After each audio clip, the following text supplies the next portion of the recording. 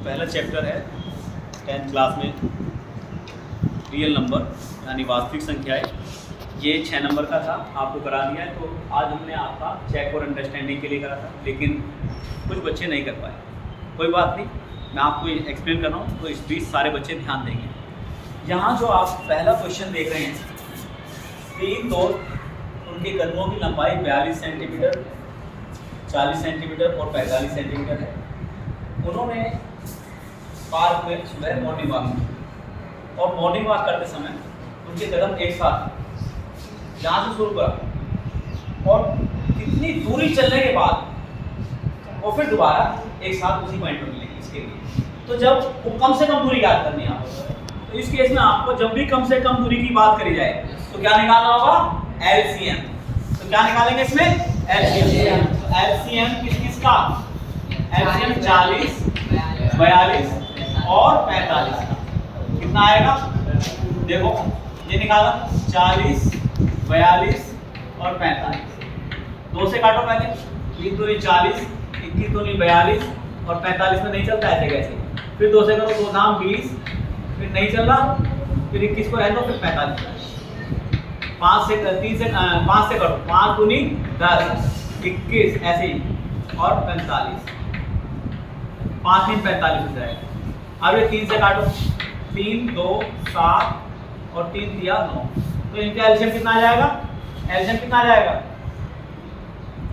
LCM बराबर आ जाएगा 2 गुणा 2 गुणा 5 गुणा 3 गुणा 2 गुणा 7 गुणा 3।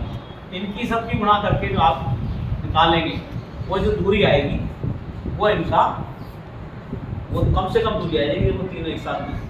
ये था क्वेश्चन पहला।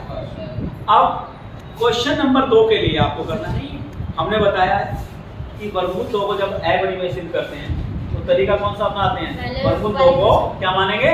परिमेय संख्या। तो इसका हल ऐसे करेंगे, माना वर्गमूल 2 एक परिमेय संख्या है। क्या है?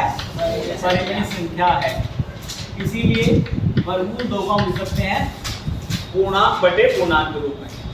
ठीक है, यानी P बटे Q के रूप में, P बटे Q के रूप में। P और Q का क्या है यहाँ पे? जहाँ P तथा Q क्या है? पूर्णांक है। पूर्णांक है। और क्या है भैया? Q जो है 0 है नहीं है? Q 0 नहीं है। एक बात और, P तथा Q कैसे है? सहअभाज्य, यानी इनका HCF 1 है। इनमें 1 के अलावा कुछ भी कॉमन नहीं। ये बात, इसको हम समीकरण नंबर 1 लिख देंगे। अब एक समीकरण को हम कैसे कर सकते हैं? इस Q को 2 की तरफ ले जाएंगे, रूट 2 को, तो रूट 2Q बराबर P आ गया। अब यहाँ पर दोनों तरफ क्या करेंगे भैया? क्या करेंगे? अब क्या करेंगे यहाँ पे? वर्ग करेंगे। तो वर्ग करने पर क्या आएगा? तो वर्ग करने पर वर्गमूल का वर्ग हट जाता है और Q का स्क्वायर बराबर P का स्क्वायर। ये आ गया। अब मैं आपको एक बात बता दूं, ध्यान करो। जैसे 6 के टुकड़े होते हैं 2 गुणा 3, ठीक है? तो 2 और 3 6 के गुणनखंड है। अब 6 का स्क्वायर अगर हम कर दें तो ये बराबर हो जाएगा 2 गुणा 3 गुणा 2 गुणा 3। ठीक है ना? ये हो जाएगा। अब यहाँ से आप देखिए, 3 जो है 6 स्क्वायर का गुणनखंड है, इसी तरह से 3 6 का गुणनखंड है। तो वही स्थिति यहाँ बन रही है, p स्क्वायर के 2 गुणनखंड है, 2 और p स्क्वायर। तो 2 p स्क्वायर का गुणनखंड है, इसीलिए 2 pq का गुणनखंड। ये फंडामेंटल थ्योरम है अलजेब्रा की। उसके अनुसार अगर p स्क्वायर का 2 गुणनखंड है तो 2p का भी गुणनखंड होगा, गुणनखंड। ठीक है? अब क्योंकि 2p का गुणनखंड है, 2 किसका गुणनखंड है? p का, इसलिए p की वैल्यू क्या हो सकती है? 2 के मल्टीपल में हो, 2 हो सकती है, 2 एकम 2 2 दूनी 4 भी हो सकती है, 2 की 6 भी हो सकती है, 2 चौक 8 भी हो सकती है, 2 पंजे 10 भी हो सकती है। तो मान लेते हैं, माना p बराबर 2m और m क्या है? ये पूर्णांक है। I जो है हम पूर्णांक के लिए इस्तेमाल करते हैं। ठीक है, अब b बराबर 2m, इसका नाम रखो समीकरण 2। b बराबर 2m समीकरण 2 में रखा। ठीक है, b बराबर 2m समीकरण 2 में रखा तो क्या हो जाएगा, ये तो हो जाएगा हमारा 2q स्क्वायर बराबर, और p की जगह क्या लिखूंगा मैं, 2m का स्क्वायर, तो आ जाएगा 2q स्क्वायर बराबर 4m स्क्वायर। ये हो गया भैया। अब दोनों तरफ 2 कॉमन है तो 2 से भाग कर देंगे, तो 2 से भाग करेंगे ये q स्क्वायर, ये आ जाएगा 2m स्क्वायर।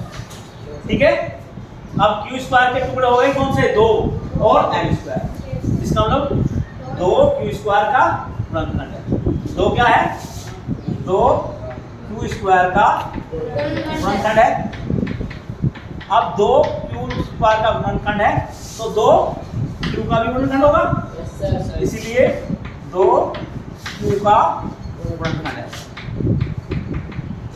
गुणनखंड है। 2q का गुणनखंड हो गया। अब एक काम करते हैं, हमने एक जगह लिखा था 2m का गुणनखंड है, यहाँ लिखा था, इस पर लिख दो कंडीशन a, और एक जगह आ रहा है 2p का q का गुणनखंड है, इस पर लिखो कंडीशन b। तो इसीलिए a व b से, इसीलिए a व b से क्या होगा, 2 इसका p तथा q का कैसा है, कॉमन फैक्टर, यानी सार गुणनखंड है, सार गुणनखंड है। जब ये सार गुणनखंड हो गया तो इसका मतलब क्या होगा, इसीलिए p तथा q क्या नहीं है, सहअभाज्य नहीं है, सहअभाज्य नहीं है। इसका मतलब हमारा मानना गलत था, हमारा मानना गलत था, इसीलिए वर्गमूल 2 क्या है, एक अपरिमेय। ठीक है बेटा, समझ में आ गया। चलिए कट।